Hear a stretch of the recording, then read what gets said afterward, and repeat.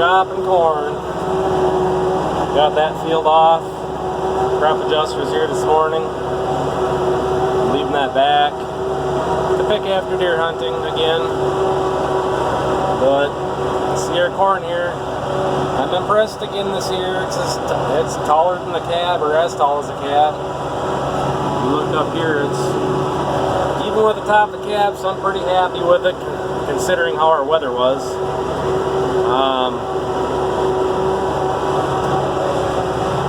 Back down to one row at a time. My 2-row head, the gears went out of the right side, the inside row. So that's in the shed. Some bearings went out, and I took the gears out of the bottom, so I think it's going to be a parts head. I'm going to go over to the Mennonites one of these days and see if he's got a old style 2-row narrow head over there. That's who I bought my last one from. That 2-row head that I had on here is actually a wide row head. Back when I had my 782 that I sold, I bought that chopper from the Mennonite, and I bought it with a 770 N2 narrow row corn head that I wish I never would have sold. But anyways, he doesn't have a 2-row narrow head. I'm probably just gonna keep running the 1-row. It's kind of a horse apiece. I can go twice as fast with the 1-row head as I can with the 2, obviously. The nice thing with the 2-row head is the chopper is filled to capacity all the time, so it does a better job of chopping. The worst part about the 1-row head is when you turn, if you have headland rows, the chopper box always runs over the next row on the turn. So that's the one downfall of the 1-row. But running the 1-row head isn't working the tractor at all. With the 2-row, I can make the 64 grunt. But when you're running 2 rows at a time, the chopper is chopping awesome. And I'm running B2 right now. I can easily run B3. The chopper can handle it, but the head can't. It bunches up too much in the head. It can't feed in fast enough. So,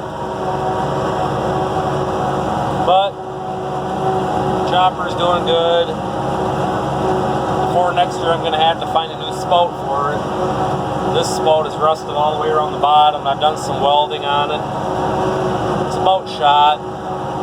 So, but figure there's 11 more loads in this field and then it's done. It's yielding really good.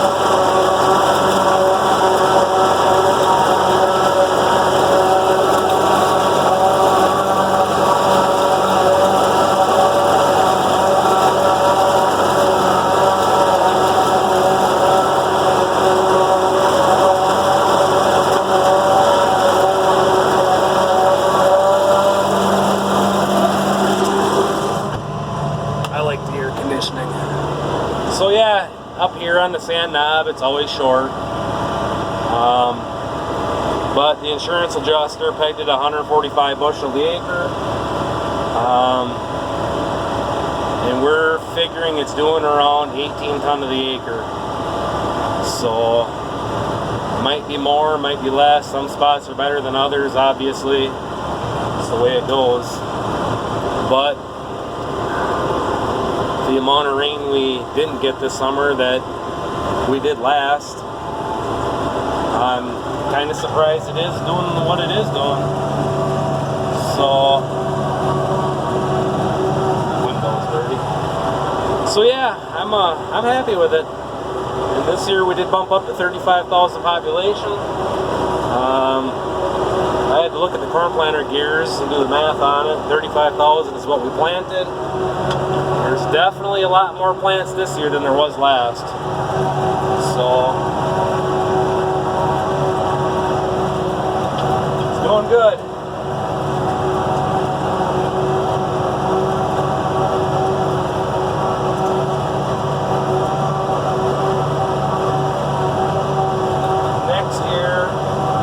I'm planning on making this a cornfield all the way back to the yard again, so it won't have that hayfield in the front. If I can't find a 2-row narrow head for it, the old style like this, I'm probably just going to keep running the 1-row because I have a feeling once I add that front 4.5 acres to this, I'm only going to be able to go around one time, 1-row head, and I'll have a load. So I don't really know if a 2-row head's gonna be worth it or not. So here we're on the sand knob again. When we start coming down, the corn gets better.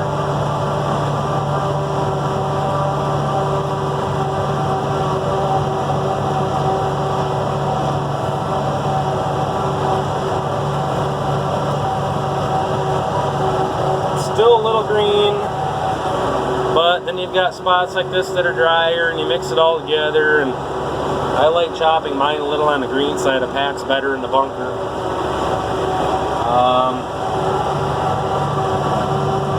So far, I've got that 5 acres chopped up there, and then about a little over half, about half of this field. And there's 26 loads on the pile right now. And we've got 11 more. 10 more after this one to go. So I'm going to be putting quite a bit more silage in the pile than I did last year. All being we're down on hay and stuff, we're gonna need the extra feed, but I'm hoping to chop enough that I'll have enough corn silage to get the steers through a good part of the early summer. And then I think we're gonna plant sorghum sedan in that side hill. We're going to chop that as well, and that's going to be steer feed.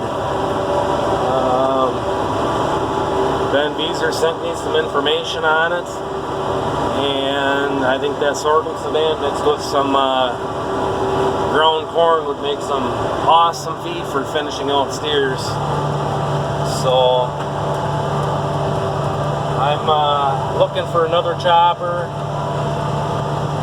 I'm trying to find another New Holland. I'd really like to find a 782 or a 790 with metal alert and a 540 PTO.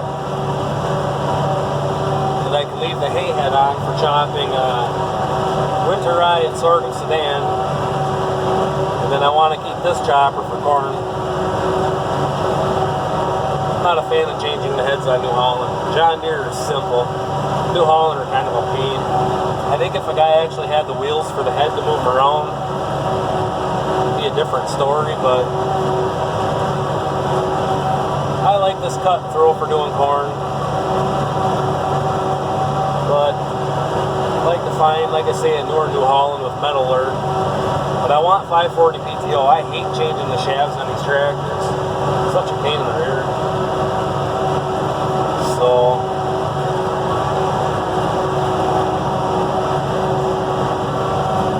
wagon's half full. Go around one more time and it's full. Like I say, I think once I plant this in corn next year, by the time I make a round, I'd be pretty much full. So I'm not too worried if we don't find a narrow row head. If he's got another single row head like this, that's the newer one without the wobble box drive on it, I might pick it up just as a spare. It's getting to be where these old pull-type choppers are getting to be. You see, we just came down there, B3. It's getting harder and harder to find parts and choppers. These older pull types, they're getting to be a thing of the past. And I am not about to hire a custom crew to come in and chop my corn for me.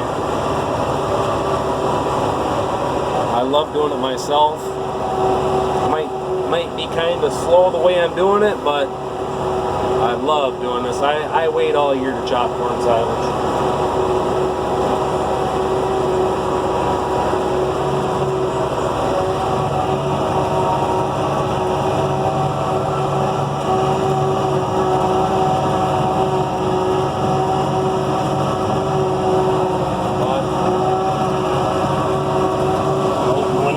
List a little.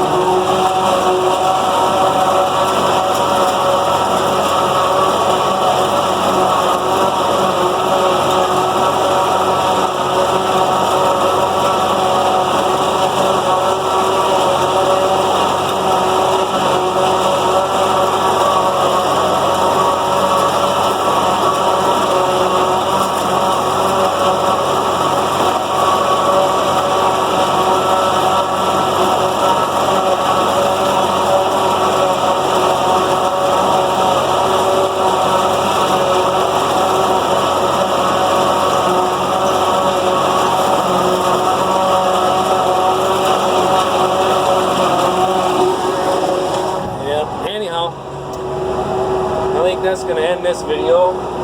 As soon as I get this load done, I see NRCS just pulled in. Me and him are going to go do some samples up in the cover crops, look at some roots and what have you. I'll make an update on that here one of these days too. Those radishes are just going crazy. So anyhow, thanks for watching everybody. Stay tuned for more, and we'll catch you on the next one.